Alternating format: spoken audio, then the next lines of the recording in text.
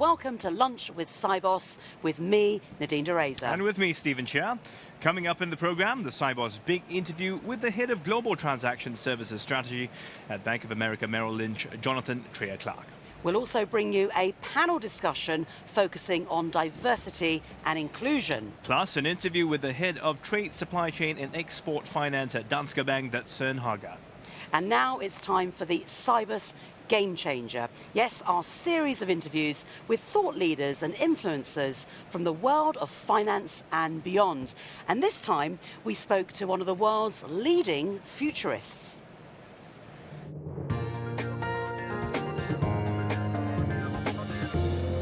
Today's interviewee has really earned the title of Game Changer, listed as one of the top 100 influencers in technology by Wired magazine. My guest is an authority on the ethical implications of the relationship between people and technology. I'm joined by CEO of the futures agency, Gerd Leonhard. Gerd, thanks for joining us. Hello. So you are described as someone who brings information from the future so businesses can make better decisions in the present. Okay, how does that work? Well, as a futurist, I don't predict stuff, right? I observe what's happening, and then I zoom about 5 to 8 years in the future for the obvious things that will happen, and I'll take that information, we call it bringing the flame back, right? So we take the idea, for example, 5 to 7 years, quite clearly we're going to have more cars with electric engines than gas engines. We bring this back, and then we try to help companies reinvent what they do, how they do it, how they make money, how they will continue to exist, right? Because that's the challenge, right? So it's not really crystal ball gazing. You're not looking that far ahead. You're looking at technology that already is almost certain will happen. Well, I always say that basically what I do, most people could do if they spend 100% of the time on it, right? But you know, people are very busy. So if you're running a company with 100,000 employees, how are you going to get enough information about the future? You don't have time, right? So we do that for people, and we have what we call futurize, right? We futurize organizations and governments and people. Well, you were sharing at the Intertribe session, the Future Show Live. You presented some key trends for the next 5 years. Share with us some of those trends. Well, the next 5 years, you know, this is going to be quite mind-boggling. We always say that the next 20 years will be more different than the previous 300 years. So now we're looking at things like computers that can think, you know, so-called artificial intelligence, cognitive computing, connected things, devices, pipelines, gas lines, cars, wristwatches, cloud computing replacing anything that's physical, moving into the cloud. Media is already in the cloud. Right? The possibility of genetic engineering, nanotechnology, digital money, of course, which is a huge thing, basically money turning into data. Right? So datafication, virtualization, robots, possibly the end of work before too long, the way that we know it, because computers will be able to do a lot of the work. That's right. That's routine. That's right. And that's going to change governments. I think it's 90% positive, but will require quite a bit of hand-holding, you know? Okay, well, with everything that has an upside, there's usually a bit of a downside at least. But before we get to that, I mean, specific to the finance industry then, what are some of the trends that will be most relevant to them? Well, on what we call the mega trends, the mega shifts, those are essentially trends like digitization of everything, which means that transaction cost goes down, transparency increases, which means margin goes down. Like in the music business, you know, music is basically free now. So financial transactions will become more or less free or very, very, very cheap. Right? Okay, so you're talking about things like Spotify, which sort of made Spotify accessible. Has 18 million songs for €8, right? Yeah. It used to be €20 for one CD. So the unit price is just gone, right? And the same is going to happen with financial transactions, wealth management, information. The possibility that clients have all the information of the world at their fingertips using smart computing and intelligent assistants. That used to be the bankers, right? Well, it was supposed to be the bankers, right? That know everything, and now everybody knows everything, right? And then, of course, economic things are changing to a really global scenario. United States of Europe, which is a concept, I think we're seeing that currently under fire, but in 10 years we will have that.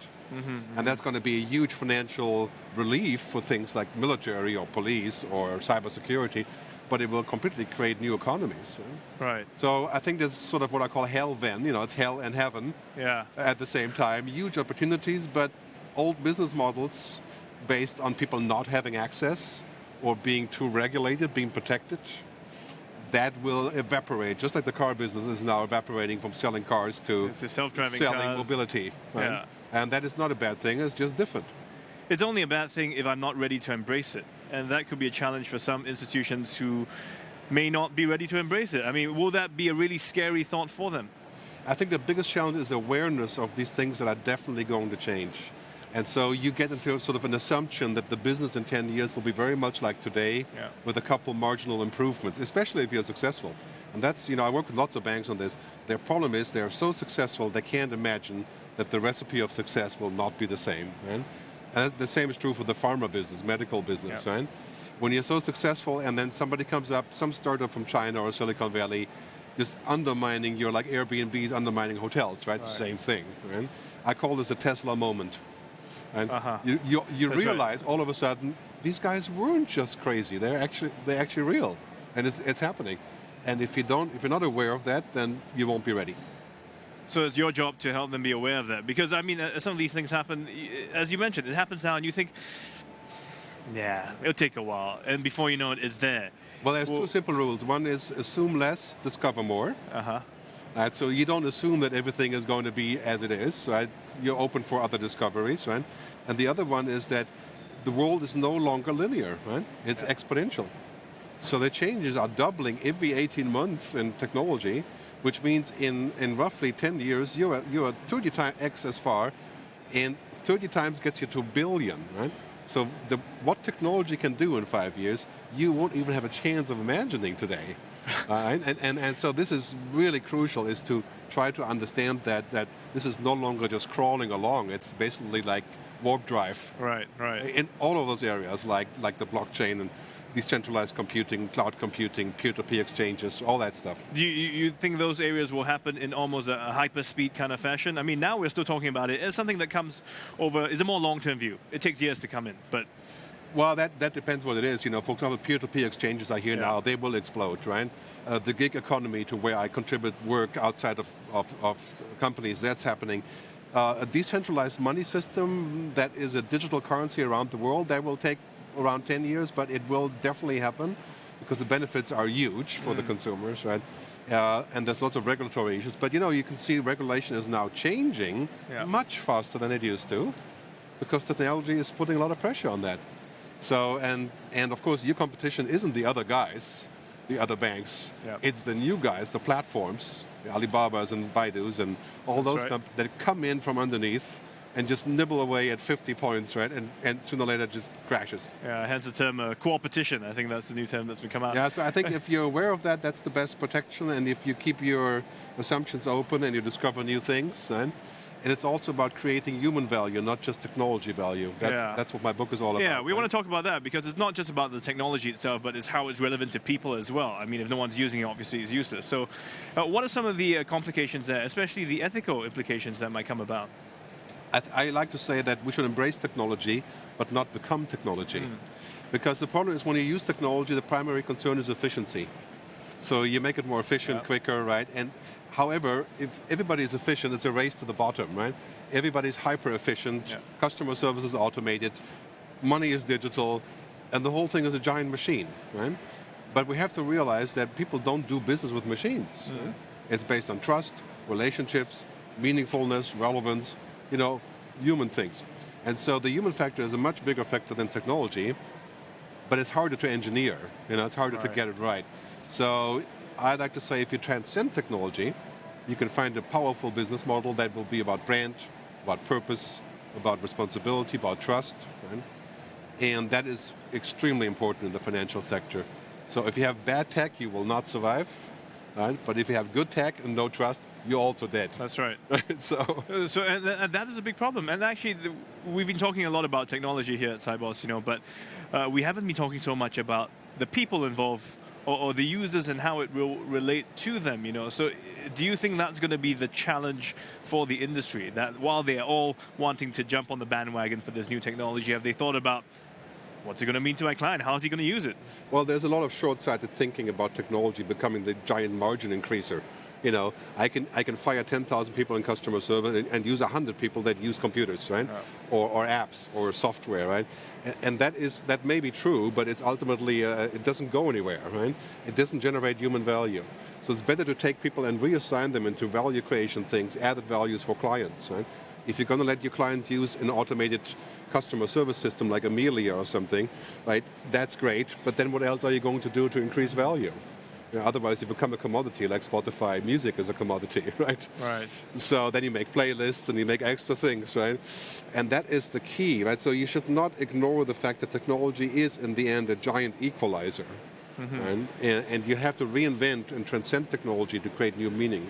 What about people themselves? I mean, are they worried about how this could, things like artificial intelligence could really change the way we live, work, and play? I mean, how far on are we in that area? Do you feel that it will become an affecting power in our lives? Well, anything that's routine will be replaced by machines. And that is a checkout clerk at the supermarket, the truck driver between cities, the guy that cleans the airport, the guy that inputs the data for a transaction, the accountants, right, to some degree, right? Yeah. So anything that's routine, eventually machines will be smart enough. That's roughly 7 years, what's called the singularity, the point of where machines have the same computing power and they can understand language between people, which they kind of can now, and images. So that's 7 years away. And at that point, we have to say, really, our job is to become more human, right? To negotiate, to invent, to discuss, right? To be compassionate, to have empathy, to create value, because trust is not an algorithm, right? Trust is not affected. I mean, it can be destroyed by mouse click, but you cannot create trust by saying, I like you on some social network, right? Yeah. That's quite different. So our job is to move up the Maslow pyramid towards the self-realization, meaning, wisdom, the added values. Yeah, that's a little bit philosophical, though. It's almost like saying, well, let's give people time to be people, to do the things that human beings should be doing. And I guess technology is meant to do that, to allow you more time to be with your family. That's what it will do, yes. Right, but what if? I mean, because a lot of times we'll embrace technology and do that and then say, okay, instead of going home with my family, let me go do something else. That's because it wasn't exponential yet. The thing is, technology has always made promises that it can't deliver. Yeah. Like artificial intelligence has been promised for 50 years, never happened. But now, we have the first thinking machines in business right now, right? And this is like the self-driving car we talked about for 50 years. Yep. The electric car for 100 years, right? Didn't happen. But it's science fiction becoming science fact, right? So if you believe that because it didn't happen, it's not going to happen, then you're completely on the wrong planet, right? Because technology is now at the pivot point where these things become possible. So we have to get used to, probably in 10 years, we'll be working 3 or 4 hours a day. Yeah. Right now we're working more because of technology. Right. Because it's not working well. So you lie in bed at night doing your update or something, right? But once technology works well and is really intelligent and controlled by us, hopefully, we can delegate. We can have digital copies of myself doing things for me. We already have that. Yeah. It's just cumbersome. So that's the hope, is that we'll work less, make the same money, find more time to do human things, also relevant for companies, right? Trust, relationship, branding. But in 20 years, I think we may run out of work as we know it. In 20 years, just 20 years, we'll run out of work. Well, there's an Oxford report saying 65% of jobs are going to be automated away. This sounds like bad news, but there's many, many new jobs, like drone operators that fly blood supply all over Africa. There's many new things. But in the end, it means that we are going to separate work from income. That's 25, 30 years, depending on the political system. Okay, so it becomes quite a different world. It's a different concept to living, almost. It's referred to as post-capitalism, which doesn't mean there won't be money or capitalism. Yeah. It just means the logic of what we do. Right now we work for a living, to make a living, but also for a purpose. Right? And so the purpose of what we do for work may be separate than what we make for the money, egged on by technology. Okay. So what is the downside of all this? What are some of the areas, the danger areas that technology might also bring with it?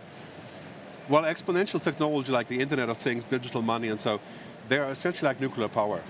We can make a power plant and heat some homes, or we can make a bomb, right?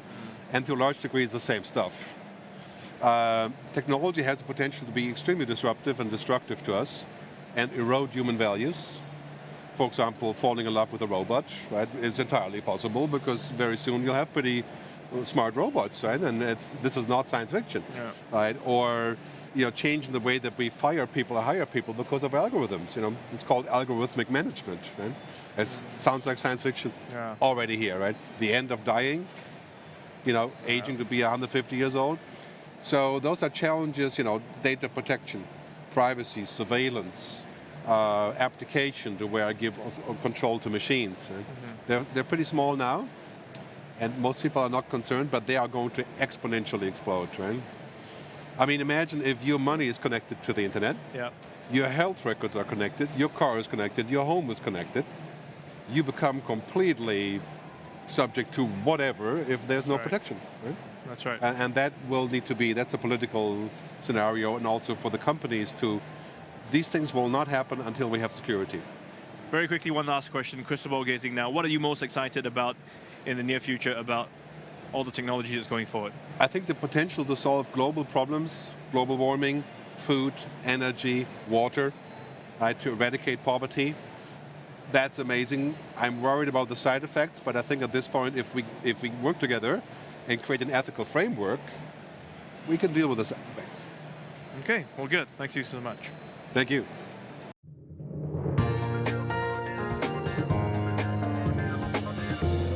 Today's guest for the Sibos Big Interview is the head of Global Transaction Services Strategy at Bank of America Merrill Lynch, Jonathon Traer-Clark. Banks and corporates are facing increasingly fragmented marketplaces driven by globalization, digital delivery, and entrepreneurship. Putting the client center stage is essential to determining the direction and success of innovation, with Sibos playing a critical role in driving dialogue, debate, and collaboration between banks and fintech. So let me welcome to Sibos TV Jonathon Traer-Clark. Jonathon, thanks for joining us. Thank you. Let's start off. The key challenges you feel that are facing the industry right now. Right, so I mean, let's talk about the most obvious one, so digitization, right? The number of connected devices, as we all know, has gone from about 7 billion to about 50 billion just across the globe. The volume of data transferring around the world has increased about 43-fold over the past 3 or 4 years. Just the sheer volume of information has grown enormously. Then there's the second trend which we've identified, which is the rise of innovation or entrepreneurship. So 10 years ago, companies that are household names didn't even exist, right? The likes of the Facebooks, the likes of Alibaba, those sort of companies have grown and grown exponentially, probably more significant growth than we've ever seen in probably the last 100 years. Finally, as the other trend would be globalization. So I think what's more important now is that because of digitization, because of the rise of innovation, you can now transact globally and buy your goods and services from any part of the world in any corner of the globe. And if you think there's over 200 countries globally, that presents you with challenges around currency conversions, different payment types, different instrument types, different means and methods of payment. So from a bank, you have to deal with a whole myriad of complexity, a myriad of interoperability, and then how do you serve your clients across all of those different geographies and those challenges and domains? So do you see more opportunities or challenges for the banks?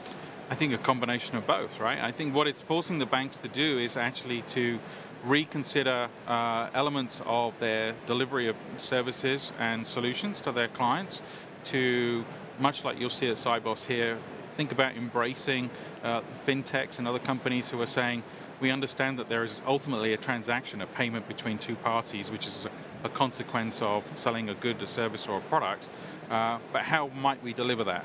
So I think what the fintechs are doing is sort of saying to us, there are new ways of doing that, and we are embracing that collaboration with them. And how do you think banks or the industry as a whole should embrace fintech to sort of, will it give them a competitive advantage? You mean for the fintechs or for the banks? For the banks. For the banks, I think the banks I'm a former client, so I joined Bank of America a couple of years ago. I used to be a treasurer at a very large multinational corporation. So what I want to see is banks collaborating together. I think that will give them a competitive advantage. There are certain banks that play to their strengths. So do you want to deliver all of your services in every single geography across the world, or would you rather look at different channels and means by which to do that? So if you talk to a fintech, there are new ways of doing it, right? So how, in 10 years now, you can actually go payment with your phone or even your watch. That's right. Right? So through contactless and other sorts of new sort of thought leadership. In the US, you can receive monies just by providing an email address. Right. So alias-based payments are taking off too. These are all available to us because of financial technology and innovation in that space. Okay, and I mean, we also know that with your bank, Bank of America Merrill Lynch, is also just tied up with Microsoft to That's right, using blockchain technology to take things to that next level. Maybe just share with us a bit about that too. Oh, great. Thank you for asking. I mean, we're very proud of that. So in the trade finance space, it's typically a very paper-orientated methodology of transacting and ensuring essentially trade flows between counterparties. So from a corporate perspective, from a client perspective, it's tedious. From a bank's perspective, you get a lot of risk introduced simply from a counterparty perspective because of all the paperwork. So we work together with Microsoft, and you can actually view it live here at the show if you go down to their stand, using their Azure blockchain as a service solution to essentially pilot a way of doing a standby letter of credit using a distributed ledger, so you can interact between different counterparties across that. And we're particularly proud of that. And it's those kind of pilot innovations that help push the agenda forward for our clients and for the industry as a whole. And how significant a change do you think that is for your clients? I mean, was that really the priority or the purpose, the intention perhaps behind it all? Yeah, clients are increasingly sort of saying to us that whilst they are comfortable with the existing services and solutions that we offer, they hear about new innovations. As individual consumers themselves, they're used to interacting with their financial well-being in a very different way. So they're sort of saying, what can that bring to me as a corporate, for my business? And one of the simplest answers to that is simply time and availability of money, flow of working capital. I mean, at this conference and many other conferences, working capital has been a continuous theme for the corporate, and the acceleration of that to enable them to facilitate their capital strategy has been something they've all been looking for. Do you think technology will ever become a differentiating factor for banks? So a customer may choose Bank A over Bank B because they do things a certain way, while the other bank doesn't. I think it's one factor that you would consider. Certainly whenever, in my previous role, whenever we would consider a proposal for new services, we would certainly look at the roadmap to technical innovation that the company would, or the bank being considered would be offering. We'd want to look for sustainable innovation over a period of time as well. We don't expect them to disclose all of their forward thinking, but we want to know that they're investing in this for the long term. That stability mitigates a lot of risk for the client. And looking at it from both a client and the bank's perspective, because you'd be on both sides, I mean, how important is it that the bank customize its services to the customer? So now you bring up another interesting point, which is, I think, is interoperability. We need to provide, in the same way when you buy a new car, you might choose the paint color, right? But you're essentially still buying a product which is a car. Unlike Henry Ford, we do want you to be able to consume that in colors other than black, right? And we would like you to be able to essentially tailor it to your business. But technology has a role to play there. There's an awful lot of translation that goes on between corporate systems, ERP systems, settlement systems, treasury systems, etc., and of course then the bank systems and products as well. That translation between those things is where standards can also play a part.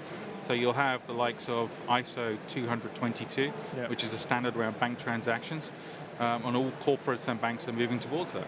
Yeah, and we're talking about that, how it will be a common language, I guess, for banks to sort of be on the same platform. But but at the same time, that also we know is a big challenge, a different kind of challenge. I mean, think about Swift, right? So Swift is a standard message format used by thousands of institutions around the world. So we know how to do it, right? We've done it. We've built forums and ways of doing that. The role, I think, of places such as Sibos is to continue to promote that collaboration. It still allows you as a bank to differentiate for exactly the Henry Ford example we used, right? Different flavors of the same thing. But you also create the interoperability and security for your customers too. How much of this requires a certain critical mass from, because coming on to the new technology, again, if no one's using it, then no one else wants to get on. So it's kind of a bit of a pyramid, right? What do you mean? I mean, in the sense that if you get on it, then I may get on it. If I get on it, he may get on it. And eventually, if everyone's on it, then it works. But if only you are on it, then... Again, I think that's where collaboration helps, right? If we're all investing in creating use cases, I mean, the World Economic Forum released a report in the last week where they defined 6 or 7 use cases just for trade finance alone across the world. Why did they do that? Because the amount of investment in fintech has quadrupled just in the last 3 or 4 years. I mean, I think it's running around about $12 billion a year. So you don't invest those kind of sums unless you actually feel like there's going to be a return and obviously a use case and business case behind it as well. Okay, well, let's just talk about Sibos. What are some of the things that you're looking forward to while here in Geneva?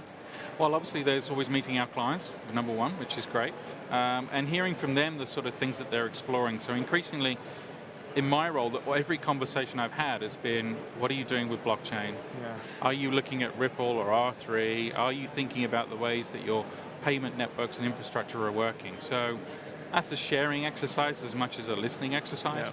Yeah. So we talk about the areas where we're looking, and in many cases we're actually working with these banks in those forums. The Global Payments Initiative that SWIFT has set up, we're one of the 80 banks in that. We're working together in small groups to kind of test out different use cases. So we're having conversations about that. Other than that, there's some great plenary sessions. Yeah. I think blockchain has been a constant theme across the conference. And I think the conference has a very upbeat feel to it this year. There's a real buzz and an energy in the air, in a sense that change is coming. Right. And I think it's good change. It's like moving from, your old spreadsheet working on MS-DOS to a Microsoft Office type format, and now thinking about doing that in a cloud sense as well. So I think this is one of those areas where you really can see it change for the better. I had a chance to speak with a futurist who told me that in about 20 years I might be working only 6 hours a week with a sort of... Does that sound good to you? Yeah, I wasn't sure. I was just thinking to myself, what will I be doing with all that other time, changing the way we really work, live, and play, Yeah, I mean, I think I have 3 children, right? Yeah. So they tend to pick up their digital devices. We try to get them off it, but they do. We all do. And, they are very, I would call it task-orientated. So we've looked at, I guess, future trends around work-life balance, and what we're finding is those lines are blurring. And to your point, that could change the way that you work. My wife works in the morning and then in the afternoon, and then has a bit of a lull, and then picks up work again a bit later in the evening. That's just the way her workload is balanced, and she can do that. Right.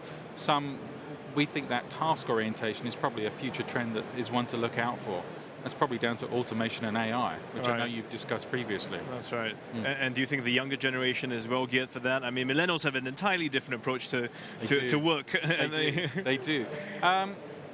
I think they are probably more adaptive as a generation than any other generation that's gone before them. So actually, I think they're probably going to surprise us with some of the things that they're going to come out with. All right. Well, we hope our children will surprise us anyway, don't we?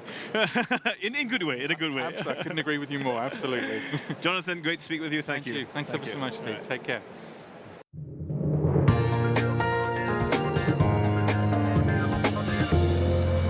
I had a great time speaking to those 2 gentlemen. Yes. I mean, Gerd about the future, scary and exciting all at the same time, and Jonathan sort of sharing about how, it's really changing the way we live our lives today. So in this one session here, we're getting a glimpse of, I guess, life I started to see a bit of my life flashing before my eyes. I thought they were great interviews, actually. Yeah. And Gerd from the Futures Agency, he was someone that was very practical and very tangible. You could see some of the things he was talking about. Do you know he is a musician? Oh, that is where it all began. Well, I don't know what he plays, but he used to make... So, there you go. All our lives intertwined. And you know what? It's Geneva is another place that you want to visit if you have the chance to spend some time, because he was talking about how technology will free up time so we can do things that human beings should be doing, like enjoying, taking in the culture, the scenery, meeting people. Well, indeed, but he did say about falling in love with your robot. Oh, yeah. That was a bit... We'll see about that. Well, if you're not in love with your robot, you may be in love with your credit card. If you're looking to use that effectively, a bit of retail therapy might be helpful, yeah? Oh, we don't like retail therapy, do we? No, okay. But where should you go? Don't know. Nadine had a chance to check out the shops. Take a look.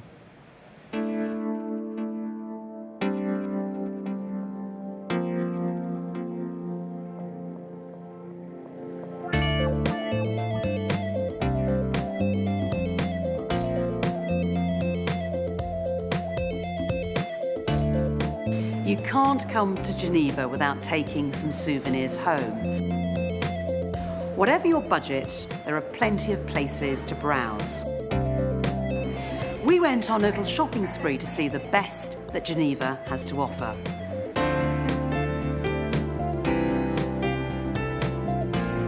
Whether you're in a hurry or want to take your time browsing, Geneva is a fantastic place to indulge in a little retail therapy. For local produce, cheese, honey and wine, head for the Carouge market. The area also boasts numerous independent shops and artisan workshops. That's something a little bit different.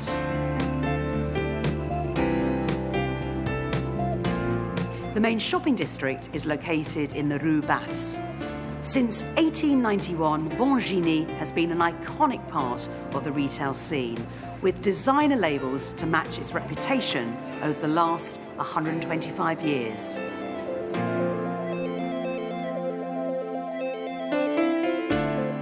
The Globus department store is the perfect place for gifts, from the vast range of local chocolate brands to fine Swiss watches.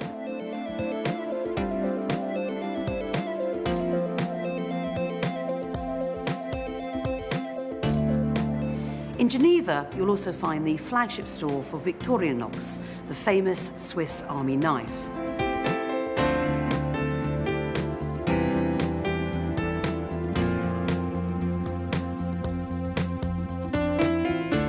Whether you're looking for high fashion, practical gadgets, or you've somehow run out of socks or tights halfway through the conference, the shops of Geneva are always happy to do business with you.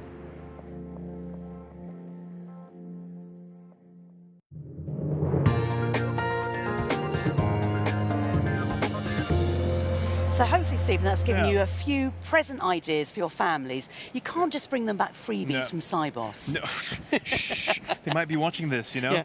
But I'm sure there's a lot more in store besides socks and tights that you can buy right now. Okay. And in fact, if you saw the piece about the Carouge market, just to give you sort of a sense of where that is, that's a 10-minute drive away. Okay. And there's another market this Saturday. So I know some people like to extend their Sibos experience. Why not? So if you're hanging around at the weekend, fabulous place to go shopping around the Carouge, or right in the centre of Geneva, actually. There you so go. hopefully that's given you some great ideas. Well, diversity and inclusion was a big theme, wasn't it, Stephen, at last year's conference, and it remains so in 2016.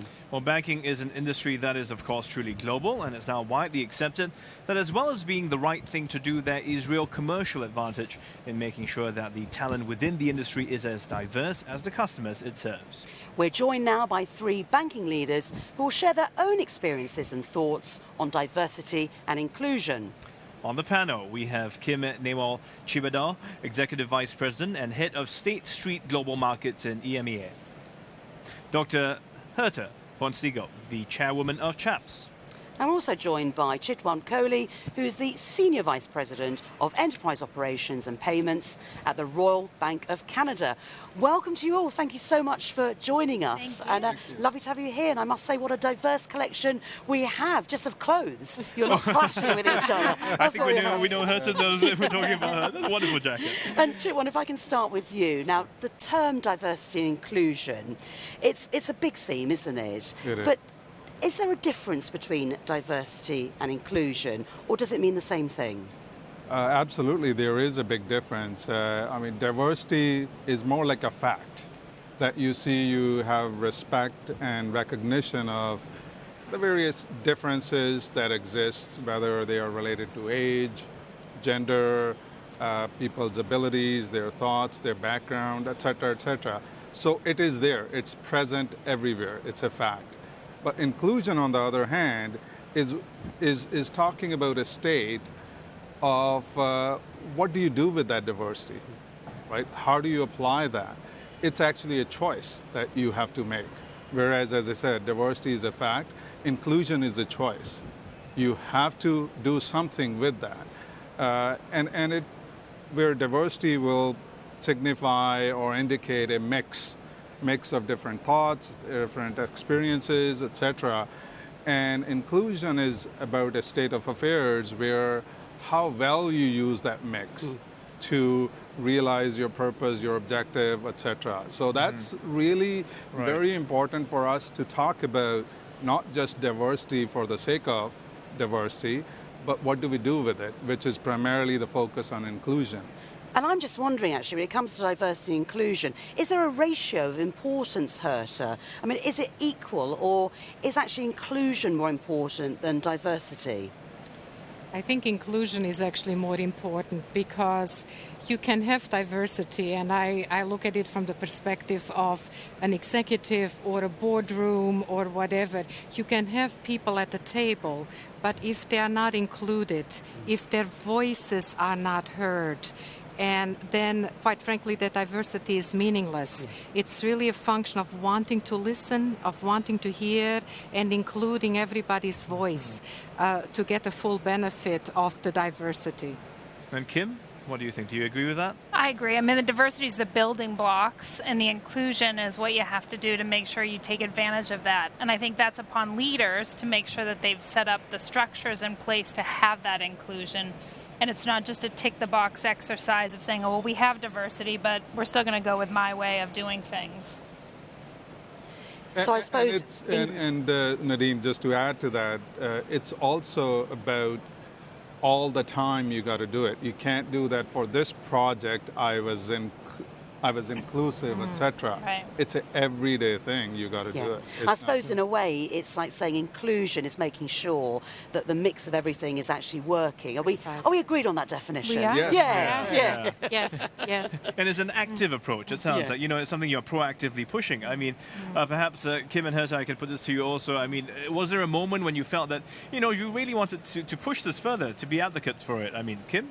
Yeah, so obviously growing up in the financial industry, being a woman meant that I had to, you know, have certain role models to ensure that I got there. But the aha moment for me was actually sponsoring our LGBT community. So I was invited to a dinner with Stonewall, and I went because I got to get dressed up and go to a fancy hotel.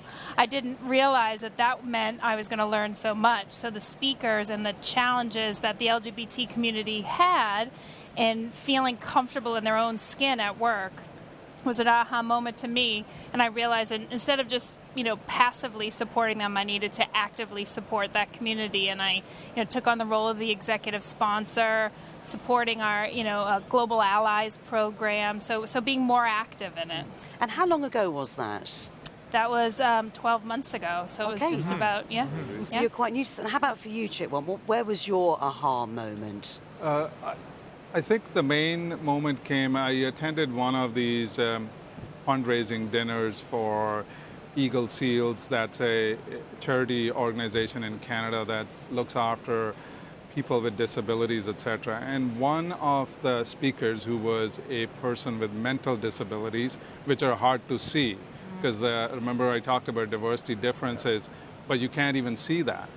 And it was just a young lady who stood up and was sharing her experiences. And one thing she said that was my aha moment, I have never forgotten, I use it all the time. She said, please stop calling us people with disabilities. Right. The D does not stand for dis. D for us is we have different abilities. D stands for different abilities. We do have abilities that are different from what you may have in your mind or somebody else.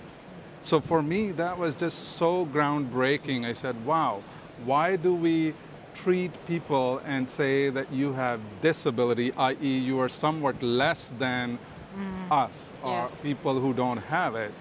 All it is they just have a different ability. Exactly. And we got to find ways to utilize those abilities to the fullest or help them realize their fullest potential within that. And from there on, I have been a big advocate within my company, a sponsor of various efforts throughout our organization and even otherwise. So well, we want to talk about that in just a moment. But Herta, we also want to hear Yes, I'd like to pick up on that on 2 points. One, I took a group of, and I will say disabled, I took a group of disabled and non-disabled climbers up Kilimanjaro. And the lessons from that experience were unrivaled because we naively thought that it would be a one-way street, that the non-disabled climbers, if you will, would support the disabled. it was very much a two-way street. We learned so much from each other, and sometimes until you are in that situation, you don't realize how much value we actually add to each other. And from a gender perspective, for me, I remember the aha moment as if it were yesterday. I was a managing director in London with a major financial institution, and up to that point, you wouldn't have caught me dead in an all-women's group, if you will. I mean, that was certainly not for me. And all of a sudden, I looked over my shoulder, and there were so few people who looked like me, who were actually managing directors. And it was this realization, because I naively assumed that everybody can do it. If I can do it, everybody can do it. And Herta, I know that was a subject of documentary, you going up to Mount Kilimanjaro. So you've been on television plenty of times before, I know you have. Let's think about those benefits, Kim, of greater diversity and inclusion. Have there been benefits, or has it just been a nice to have? No, I mean, I think there's lots of benefits. So, when I run my team meetings, if I don't think there's enough diversity in the room, I know we're not going to get to the right answer. So I'll recruit it. I'll bring it in from other departments. Because I think you're not going to get to the best answer. You may get to a good answer. You may get to the right answer. But you're not going to get to the best answer unless you hear different people's perspective. And that's not always the known, diversities like the LGBT or the disabled or, the ones we kind of list. It's different thought processes that go into that. And sometimes you just need to think about, how you're going to get that different thought in the conversation. And what have you seen as a direct result? What kind of benefits, tangibly? Are we talking about better performance, better bottom lines, more staff retention or people wanting to join the business? What have been those tangible benefits? Yeah, so bottom lines are tough to come by in our market these days. So I'd like to think that it's helping. But what I would say is the more demonstrable is the type of people we're recruiting into the organization. I run a trading desk, which isn't always known for diversity, and suddenly I'm getting our group's getting a reputation for, actually, I do want to come in because they are looking for people that are like me, not always kind of the trader type people. So I think we're getting a more useful workforce. I actually think we're getting done things quicker too, because I think with the different perspectives that come into it, we're actually not having to say, okay, well, here's the decision, and then leaving the room and getting 10 other people to think about it. By having that all in one place, we're kind of saying, okay, yep, we heard all the points, now let's move forward and get things done quicker. Well, Chitwant, what do you think? Where does the finance or banking industry rather stand in terms of in relevance to other industries? How far are they ahead of the curve in that sense in this area? I think overall, and I'll be specific to Canada, but I am very familiar with the global industry as well. I think financial institutions have done a great job so far. A little bit of a maybe hiccup due to the financial crisis a few years ago, that the pace of progress that they were making on this front might have slowed a little bit, but they have picked up again on this because the value proposition is so significant. It's not at all social. It's truly a business imperative. And if you were to ask me about our company, our Royal Bank of Canada, that can I translate the benefit into financial terms? Not really. I can't do that.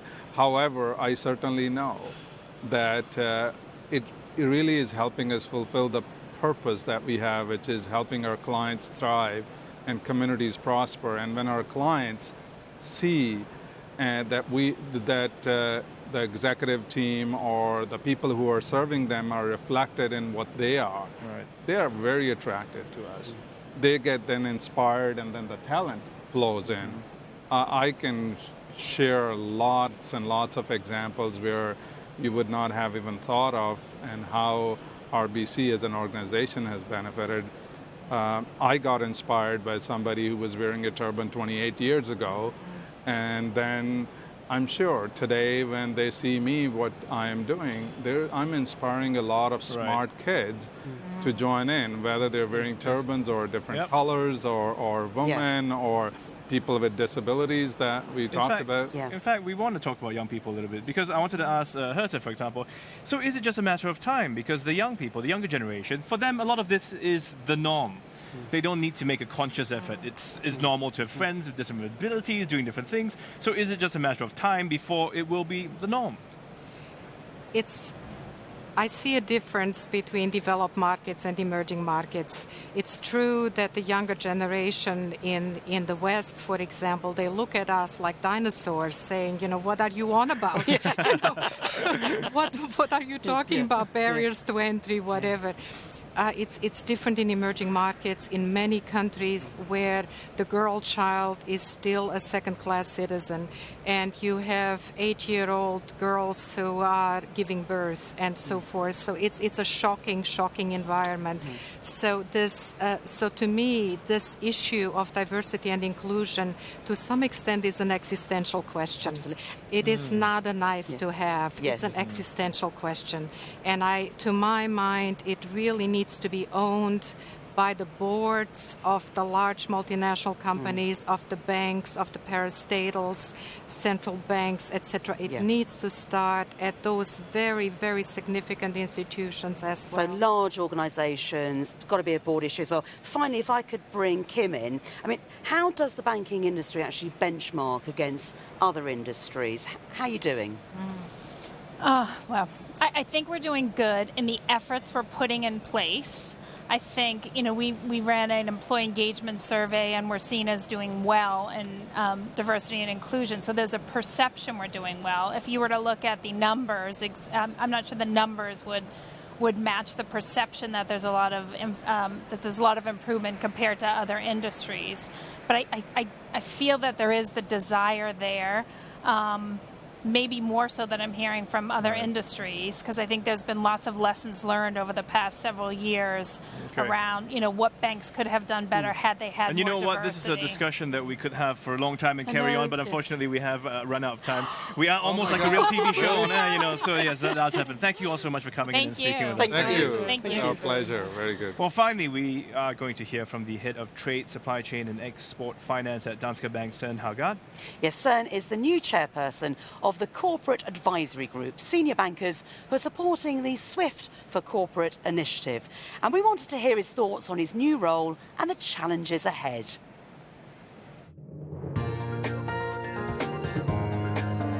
Soren Haugaard, welcome to Sibos TV. Thanks for speaking with us. So what are corporates really asking from banks, especially large organizations that trade and operate internationally? I think what is really important to a corporate of any size, really, if they are in multiple jurisdictions, to have a channel to conduct their financial business which is secure, which is easy to use, and somehow standardized in its form and shape. So I think those are sort of the three main criteria that corporates would be looking for. Mm-hmm. And do you think banks are investing enough in understanding the needs of corporates? Are they, making the effort to really find out what's required out there? The easy answer would be yes. I think it's probably more complex than that. If I look across banks, including my own, we can definitely do more. Mm-hmm. And I think one of the key issues that we are struggling with is to really understand what the corporate is doing, his business, his value chain, his supply chain. Getting into that discussion with the corporate and understanding that is also providing some good clues to banks as to how to service the corporate and to cover his needs. And that's a challenge because it takes a lot of time and effort? I think it's a challenge because, traditionally most banks have been sort of, if I may use the term, product pushing.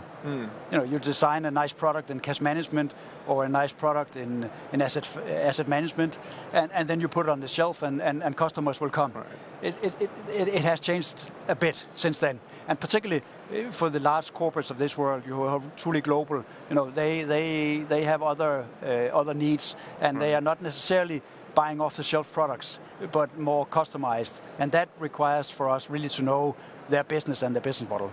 And that also means you invest in them and in each other, because it's a long-term relationship. It takes a lot of time. A relationship, but maybe even more a partnership. Right. Isn't it? I mean, if you have a partnership, you care about each other and you do invest mutually in that relationship. And that is really what this is about, I think. And that's where SWIFT has a unique role as a global organization to provide a network of banks who apply to the same standards when communicating with each other, who are connected into a very safe environment which corporates then can benefit from. Well, as you mentioned, there's a lot of buzz about the talk for standardization across the board, especially in services for corporates. In your experience, are corporates good at asking for the innovations they want, or are banks sort of kind of pushing it to them and saying maybe use this platform instead? I mean, when I started in banking many years ago, the topic was we all need a platform for our customers. Obviously, if you're a customer in, say, 10 jurisdictions across the globe, you really don't want to have 10 different computers on your desk, right? So that was the start of that whole discussion. That's really where Swift 20 years ago came into a fruitful discussion with the banks who own Swift about, okay, so how can a bank-agnostic platform be created that will actually benefit the corporates, so that they don't need 10 platforms, but only one when they do their international banking business. Do you think that is key to helping businesses grow, to helping corporates expand? It's part of it. It's one element. And corporates as banks, we all faced with some challenges in terms of how do we apply our resources in the most efficient way. And surely for a corporate who has an international business, the cost of running that business is important, and therefore if we can provide as banks, as a community via Swift, an easier way, a simpler way, a less expensive way for him to conduct his business, then it makes sense. Any concerns when regulation comes into play? Does that complicate things further? There's a big debate here at Sibos around regulation. A few years back, we started on the KYC register, which are helping banks to better understand, who we are dealing with. That discussion is now also moving into the corporate space, and part of my chairmanship, if you will, on the CAC, as you mentioned in the intro. This is definitely one of the things we're looking at also. Can we also extend that to the corporate world and make it easier for corporates in that space? This is and for corporates that are using Swift, and those truly global corporates, they have the same issues as banks. I mean, they need to do a due diligence process on their banking partners, as well as we have to do a due diligence process on our partners in the corporate space. So again, it's a mutual partnership. Right. And as you mentioned, I mean, many things are similar. For instance, cybersecurity is one of the key things that banks are looking at. But from the corporate point of view, I mean, how vulnerable are they? Is that an area that's of big concern as well? In my institution at Danske Bank, we've been through an exercise with our customers about CEO fraud, just to give you an example. Phishing is another example where corporates are hurt because they have a very open infrastructure, right? I mean, the Internet of Things is providing us a lot of benefits, and we can all, both corporates and banks, enjoy a lot of new things because of that. But it also opens up for the crooks of this world, and they only need to get it right once. We need to make sure that they never succeed in actually getting in, and the corporates are vulnerable.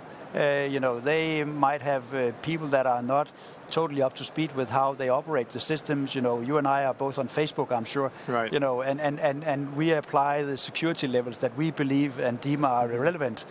But if I take the same regime into my bank, for instance, it's a totally different regime that I need to adhere to in the bank compared to how I navigate the security on my Facebook, for instance. And so there's an element there of this concern and maybe some issues that corporates need to look a little bit more closely at. But then again, it's a big challenge because we're in an age where we're talking all about connectivity and collaboration, and in a way we're wanting to share more utilities and resources. So it means opening up. At the same time, you're saying I have to be more careful. Yeah, well, I'm not saying we should close down. I think we should open up. Corporates should open up, but we need to think about what we do. Yeah. Right. And the programs that Swift are launching this week to the banks about security, about transparency, about exchanging information amongst us so that we can collectively try to combat this. Same thing applies for corporates. And there I'm sure that we as banks and Swift indeed can help corporates also to be more alert and maybe give them some tools to manage this. Well, let's talk a bit about the Swift for Corporates program. Yeah. What has been the experience of corporates who have been on that program? I have been there now for a number of years. It was already 20 years ago as the first corporate were put onto the system through the banks. And obviously, as this is creating some efficiencies for the large global corporates, then that's where we started. there's about 1,300 groups of corporates now on the network using SWIFT through their banks. And the ambition of SWIFT is by 2020 to have 3,000 corporates, broadening it out across the geography, so that Asia is an area where there's a lot of hype now about how can we get some of the big Chinese, some of the big Singaporean companies onto the network, but also in terms of the segment going deeper into the corporate space. So this, if you look at Fortune 500, about 50%, I think it's 48% of the Fortune 500 companies are using SWIFT today. There's surely some potential, but if you look into the next level of corporates, then it's much fewer and much far between. And there's some work for SWIFT to do. And there, I think the corporate advisory group, with the people we have on that team, can sort of give some direction to SWIFT as to how they should achieve that goal. When you say deeper into the corporates, I mean, can you give us some examples of certain areas, perhaps, that you're focusing on that you feel that could be further developed? Well, deeper is in terms of the segmentation of corporates. You have the Fortune 500 companies, and then you have a long list of sizable corporates in different jurisdictions that are also multinational. Those are the companies I'm talking about when I talk about going deeper into the segment. But you could also talk about going deeper into the wallet of products or wallet of services. This started out by, FX. Then came on liquidity. Then came on trade finance. Surely there are other areas where SWIFT, together with the banks, should develop features that will benefit the corporate's use of this platform. Mm-hmm. Any concerns that corporates may have almost sometimes too much to choose from? There are many different options out there, and sometimes you're not quite sure which direction. You're sort of taking a bit of a gamble, right? Because you're not sure what will pay off in the long term. Yeah. Well, it's not just a gamble, because there is actually a dialogue with the corporates. Yeah. Remember that SWIFT for corporates is through the banks, right? So the corporate advisory group, which is about 15 senior bankers from all sorts of banking and geography, would have some good insights as to what their customers actually are needing. So that's what we try to bring in. We try to consolidate that information, and then we bring it across to SWIFT and say, okay, in your product development, in your marketing, maybe you should think about these things, and then they come back to us and test it, and then it's brought to the market. So it's not just, this is not just a closed laboratory in La Hulpe where people are thinking of great ideas. It's really in dialogue with the corporates. Right. And I guess what you're saying is by the time it is offered, it has been well thought out and evaluated before. I believe so, yeah. Is this also something that only perhaps larger corporates might benefit from? Will the smaller entities feel a bit left out, that they may not benefit from these developments? I mean, small entities, you mean small corporate companies? Just smaller companies in general. Well, this is not exclusively a club for large multinationals, but I think there's a threshold from a corporate point of view as to what needs do we need to cover here. And if a corporate is in, say, let's take my example. I'm headquartered in Copenhagen, right? And if I have a customer who's operating in Denmark, Sweden, and Norway, he really doesn't need SWIFT. Because he can operate all his accounts through me or some of my good competitors in the Nordic space on the same platform. But if you talk about the same company being active in Singapore, in Sao Paulo, in New York, in Paris, then that's a different discussion, because there he needs to have a local account somewhere, no matter how big or how small he is. And then maybe the value proposition from SWIFT is relevant for him to consider. Mm-hmm. So this is the point again where I guess having the banks and the corporates understand each other and what are their needs will really make a difference, because then they can say what is suitable for you. Yes. Long-term strategy on SWIFT for corporates then. What is that? Well, SWIFT for corporates is now embedded into SWIFT as a segment that is important to SWIFT. Right. I mentioned just before the target of 3,000 corporates to become active on the network by 2020. and if that is achieved, then that franchise will actually, both in terms of actual users of SWIFT, but also in terms of revenue stream to SWIFT, be relevant. So this is a path that SWIFT has chosen to go. This is supported by the banks, who sees a relevance in the global servicing of corporates by SWIFT. So I would say it's here to stay. Okay. One last question very quickly. What are you looking forward to at Sibos here in Geneva? I'm looking forward to having fantastic, good discussions with people like yourself and some of my good friends in the banking world. We have a number of corporates also attending who we'll have a couple of sessions with throughout the program. We'll have on Wednesday, there will actually be a small cocktail celebrating the 20 years of Corporate to Swift. So there's plenty of things to look forward to. All right, Sen. Well, thanks so much for speaking with us. But thank you for having me.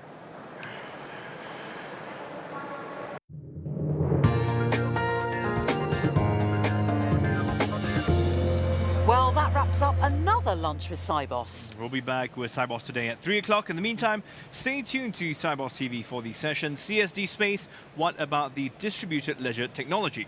We'll be back later. See you.